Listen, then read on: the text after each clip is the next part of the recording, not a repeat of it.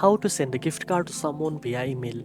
First of all, open your preferred web browser and go to gogift.com. Once the homepage loads, browse through the available gift card by clicking on the products or platform section in the top navigation bar. You can choose from a variety of options like the global gift card, single brand gift card, or prepaid gift card. After selecting a gift card, click on it to open the product page. Here you can choose the amount you want to send.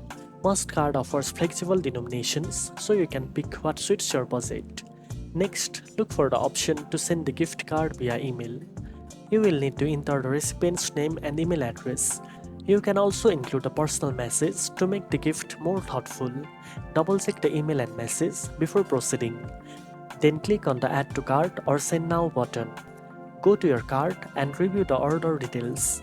Once everything looks good, click Checkout. You will be asked to enter your own contact information and payment details. After successful payment, the gift card will be delivered to the recipient's email inbox.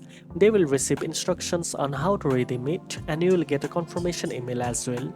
Now you know how to send a gift card to someone via email.